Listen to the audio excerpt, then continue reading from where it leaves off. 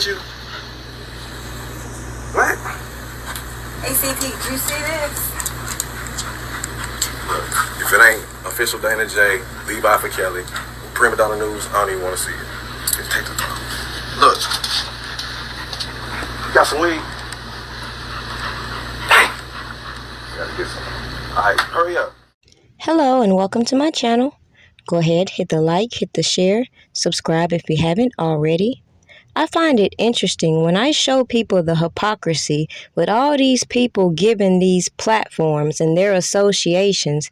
People want to selectively act like they don't see things, when common sense should say, I see a lot of donkeys of the day who gravitated towards certain narratives and stories that were perpetuated through the media.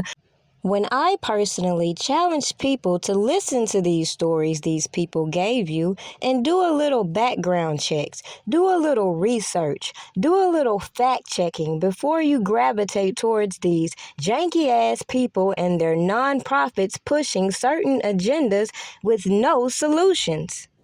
Now, it's no surprise that people who go against mainstream media are censored through these platforms, but I just find it very hypocrisy-filled when I see all these opinions commenting about this man's situations, and they always bypass that he's pushing an appeal. He's pushing to get these charges in Chicago dismissed, and everybody want to skip around the facts that they put out there. So we're just supposed to believe that all the things that they did to perpetuate these stories did not taint people's public perception.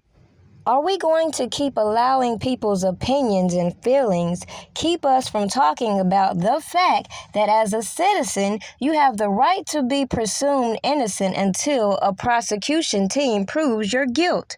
Yet when the community as a whole is okay with people turning a blind eye because they're emotionally triggered and disconnect from all the corruption we see on these platforms, including these janky-ass attorneys using these stories to get the bag.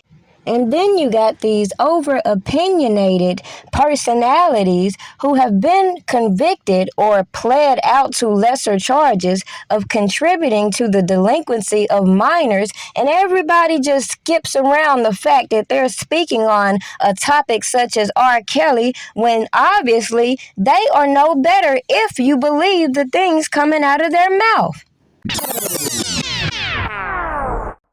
Apologizes to R. Kelly's alleged victims for his old tweets. So once again, a celebrity is being called to the carpet over statements from the past. This time, the radio host Charlamagne the God is the one in the crossfire. The Breakfast Club talking head faced criticism over the weekend when he appeared in the Surviving R. Kelly docuseries. Some viewers were bothered when Charlamagne was criticizing R. Kelly for sexual misconduct allegations when Charlamagne was accused of raping a 15-year-old girl in 2001.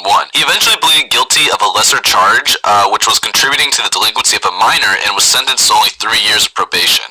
Plus, old tweets surfaced of Charlamagne joking about the infamous 2002 child pornography tape involving R. Kelly and a supposed underage girl.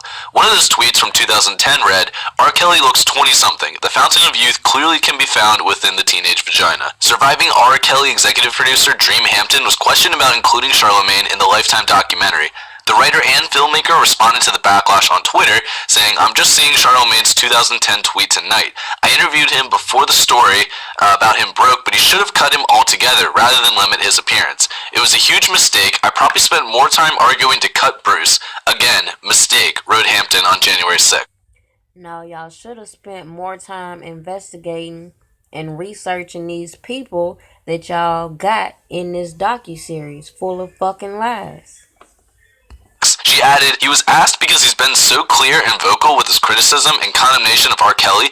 He was interviewed before the story about him broke. I tweeted an apology a few minutes ago explaining I didn't see his old tweets until I was tagged with them tonight. Charlamagne returned to the Breakfast Club on Tuesday after being on vacation for several weeks. On Wednesday, the show aired an interview with Lisa Van Allen, one of Kelly's alleged victims that appeared in Surviving R. Kelly. During the conversation with Van Allen, Charlamagne took time to apologize for the old tweets making fun of statutory rape. His acknowledgement of error was directed at all of the women accusing Kelly of sexual, mental, and physical abuse. He says, I apologize for any jokes that I've made that may have upset you or any of the other victims. Honestly, none of us were thinking about that 10, 15 years ago. We were just thinking about clowning R. Kelly, but we weren't thinking about the actual victims, he said.